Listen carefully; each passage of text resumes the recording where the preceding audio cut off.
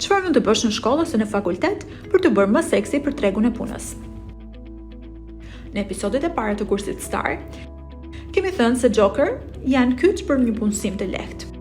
Pra, këto janë eftësitë e buta, mentaliteti proaktiv, të menduarit jashtë kutisë, dhe një rjetëzim i mirë. Por, nëse je ende në shkollë ose në fakultet, çfarë mund të bësh më shumë tani në mënyrë që karriera të dojë nesër? Seksionet, klubet e projektet. Klubi debati, i ekos, i dramës, sportit, seksioni gazetarisë. Këto nuk janë vetëm aktivitete për të shënuar në CV. Ky është një trajnim real për komunikimin, punën në grup dhe leadershipin. Njesh me njerëz të rëndësishëm, testoni idetë tua edhe mëson të udhëheqësh. Konkurset dhe sfidat. Sfidë biznesi, hackathon, simulimi EKB-s, moot court, konkurse gjuhë apo debati. Këto nuk janë vetëm fusha loje të zgjuara, këto janë mine karriera përpara karrierës tënde. Plus, udhëtime, kontakte, ekipe të reja dhe kujtime gjithmonë të mrekullueshme. Eventet, ligjërata dhe organizimi.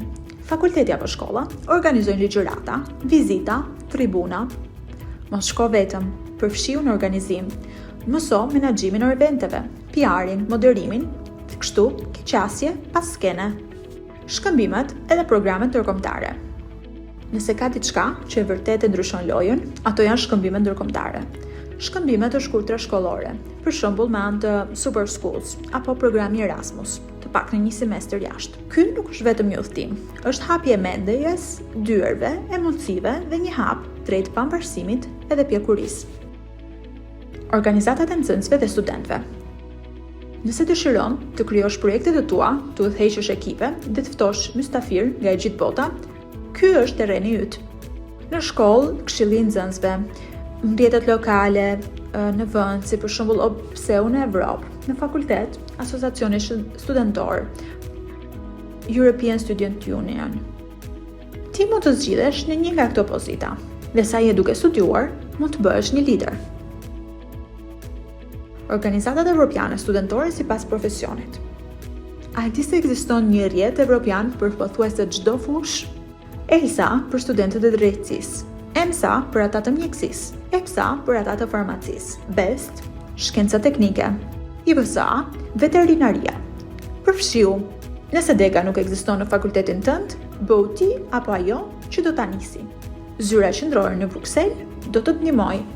Kjo do të hap dyert drejt bursave, shkëmbimeve, praktikave e projekteve në të gjithë Evropën. Si duket kjo në jetën reale?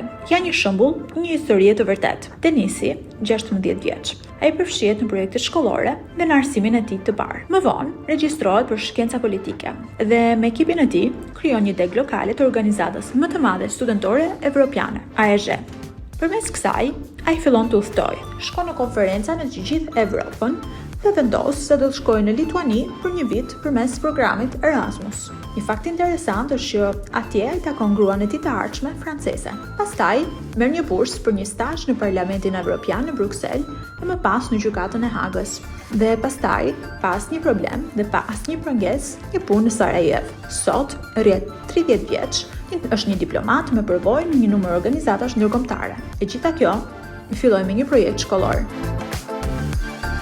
Sa je ende në shkollë apo fakultet, kjo është koha jote për të testuar, eksploruar dhe ndërtuar atë që më vonë do ta quajmë përvojë. Nuk prite diploma për të bërë një kandidat i dëshiruar.